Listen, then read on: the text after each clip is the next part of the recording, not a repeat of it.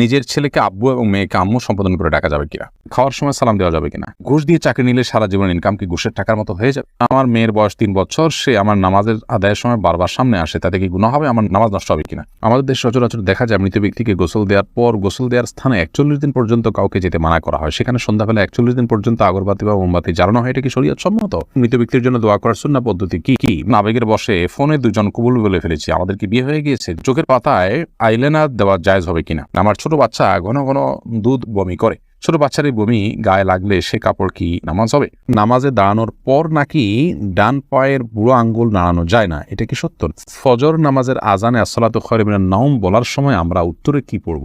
অনেক বয়স হওয়ার পরও আমার বড় ভাই বিয়ে করছে না, পরিবার চাচ্ছে আমাকে বিয়ে করাতে, কিন্তু আমি সমাজের মধ্যে লজ্জিত হয়ে যাচ্ছি, আমার কি করণীয়? চলুন তাহলে আর বিলম্ব না করে আপনাদের প্রশ্নের উত্তর দেওয়ার আলোকিত ভবনে আমরা প্রবেশ করি এবং শুরু করি আমরা প্রশ্নোত্তর দেওয়ার পালা।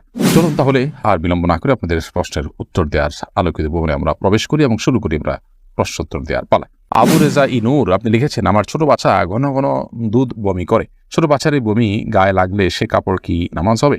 বাচ্চা যদি বমি করে এবং সেটা আপনার কাপড় লেগে যায়, অবশ্যই যে অংশে লাগবে সে অংশ নাপাক হবে, অংশ আপনি ধুয়ে ফেলবেন, বাকি কাপড় পাক আছে বাকি থাকবে, যেটুকু লাগবে সেটুকু ধুয়ে ফেললে পাক হয়ে যাবে।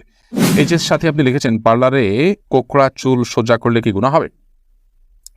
কোকড়া চুল আপনার যদি মনে করেন যে এটা আপনার সৃষ্টিগত একটা সমস্যা, আপনার এটা রোগের মতো অস্বাভাবিকতা আছে এর মধ্যে, তাহলে সেক্ষেত্রে এটা সোজা করার জন্য আপনি চেষ্টা করলেন এবং ব্যবস্থা নিলেন, তাতে ইনশাল্লাহ গুনাহ হবে না। রেজাউল আমিন আপনি লিখেছেন, অনেক বয়স হওয়ার পরও আমার বড় ভাই বিয়ে করছে না, পরিবার চাচ্ছে আমাকে বিয়ে করাতে, কিন্তু আমি সমাজের মধ্যে লজ্জিত হয়ে যাচ্ছি, আমার কি করণীয়? লজ্জিত হওয়ার কিছু নেই, বিয়ে বড় ভাইয়ের আগে ছোট ভাই করলে যে কোনো গুনাহ হয় এরকম না, এটাকে দোষণীয় মনে করাটা আমাদের সমাজের ত্রুটি বরং, অতএব সমাজের ভুল ভাঙার চেষ্টা করাটা দোষণীয় কিছু না। আপনার পরিবার যে আপনাকে বিয়ে করতে চাচ্ছে এটাই তো শুকর আদায় করার মতো বিষয়। যে অনেক পরিবার তো বড় ভাই বিয়ে না করলে ছোট ভাইকে আটকে রাখেন, আপনার বড় ভাই আটকাচ্ছেন না, আমার মনে হয় আপনার বিয়ে করতে আগ্রহী হওয়া উচিত।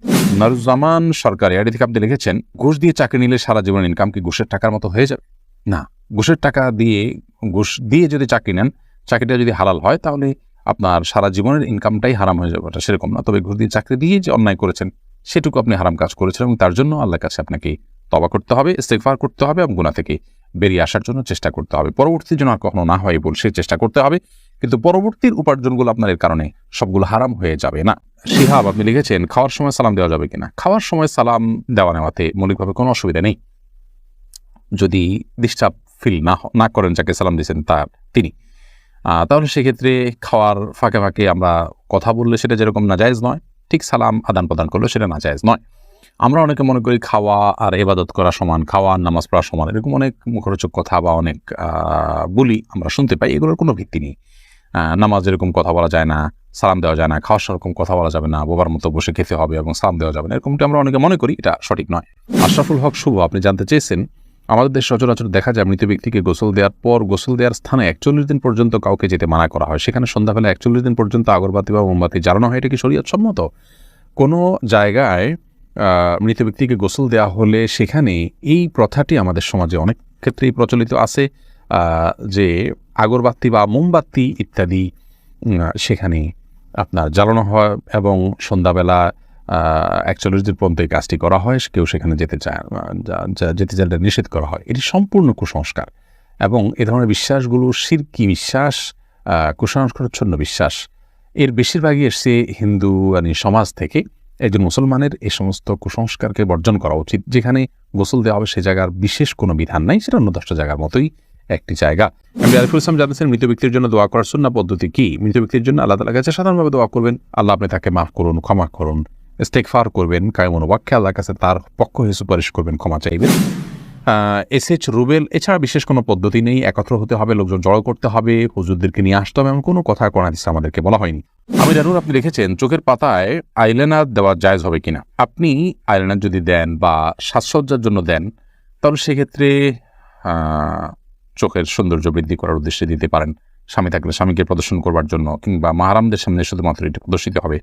আর যদি রাস্তাঘাটে গায়ে মাহারামদের সামনে এটি প্রদর্শন করার উদ্দেশ্য হয় বা ওপেন সবার জন্য আপনি নিজের সৌন্দর্যকে প্রকাশ করার উদ্দেশ্যে দিয়ে থাকেন, তাহলে সেক্ষেত্রে এটা নাজায়েজ এবং গুনাহ হবে। ফখরুল ইসলাম মাহিন আপনি লিখেছেন, আবেগের বসে ফোনে দুজন কবুল বলে ফেলেছি, আমাদের কি বিয়ে হয়ে গিয়েছে? জি না, বিয়ে তো সহজ নয় যে আবেগের বসে দুজনে কবুল করে বলে ফেলছেন আর বিয়ে হয়ে গেছে। দুজন সাক্ষীর সামনে প্রস্তাব এবং কবুল হবে এবং অন্যান্য শর্তাদি পাওয়া যাবে, তখন সেক্ষেত্রে সেটি শরিয়ার দৃষ্টিকোণ থেকে বিশুদ্ধ এবং আপনার সঠিক বিয়ে হিসেবে বিবেচিত হবে। এসেছে রুবেল, আপনি জানতে চেয়েছেন আইডি থেকে নামাজে দাঁড়ানোর পর নাকি ডান পায়ের বুড়ো আঙ্গুল নাড়ানো যায় না, এটা কি সত্য? না, এরকম কোনো কথা আমাদের জানা নেই, প্রয়োজন হলে নাড়ানো যেতে পারে। সামি, আপনি লিখেছেন মনের মধ্যে খারাপ চিন্তা আসলে কি করণীয়? মনের মধ্যে খারাপ চিন্তা যদি আসে তাহলে সেক্ষেত্রে প্রথমত সেখান থেকে নিজেকে সরাবার জন্য আপনার চেষ্টা করা। খারাপ চিন্তা যে কারণে আসে, যে জায়গায় গেলে আসে, বিচরণ করলে সেই জায়গাগুলোতে সরে আসা এটা কর্তব্য।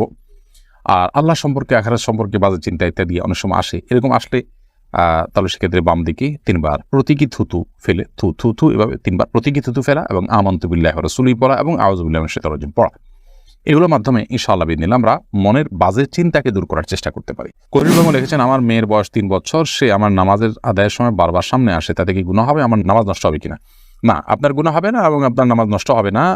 তবে ছোট বাচ্চা আপনার নামাজের খুব বেশি সমস্যা তৈরি করবে এরকম মনে হলে অন্য কেউ থাকলে তাদেরকে দিয়ে তাকে ধরে রাখার বা তাকে নিয়ন্ত্রণ করার ন্যূনতম চেষ্টা করা উচিত। আব্দুর রহমান জানতে চেয়েছেন, আমি একজন দর্জি, মহিলাদের পোশাক তৈরি করি। আমি যদি কোনো মহিলাকে তার ইচ্ছা মতো ডিজাইন জামা বানিয়ে দিই আর সে যদি সেটা পরে বেগানা পুরুষের সামনে যায়, দিকে আমার পাপ হবে? যদি এমন হয় যে পোশাকটা বানানোই হচ্ছে পাপের কাজের জন্য, আপনি জানেন, তাহলে সেক্ষেত্রে তাকে সহায়তা হবে তার সেটা তৈরি করে দিলে। সেজন্য এটি তৈরি করার ক্ষেত্রে আপনি ডিনাই করা উচিত, এতটুকু এখতিয়ার অধিকার আপনার থাকা উচিত এবং ইমানি গায়রত যেটাকে বলে, ইমানি আত্মসম্মান বোধ, সেটা আপনার থাকা উচিত। আর যদি এই লেভেলের সমস্যা না হয়, বরং এটা তিনি বাসায় পড়তে পারেন, তার স্বামীর সামনে পড়তে পারেন, বাহিরে পড়তে পারেন, কি করবেন আপনি জানেন না, তাহলে আপনি খুঁচিয়ে তাকে জিজ্ঞেস করার কোনো প্রয়োজন নেই এবং এর কারণে আপনার গুনাহ হবে না। তিনি যদি এটাকে অন্যায় কাজে ব্যবহার করেন, ইনশাআল্লাহ আপনার গুনাহ হবে না। হাবিব, আপনার প্রশ্নটি আপনি লিখেছেন, নিজের ছেলেকে আব্বু এবং মেয়েকে আম্মু সম্বোধন করে ডাকা যাবে কিনা? স্নেহের জায়গা থেকে বা মমতা করে তাদেরকে আব্বু বা আম্মু ডাকতে কোনো অসুবিধা নেই। এটা রূপকর্থে আব্বু আম্মু ডাকা হয়।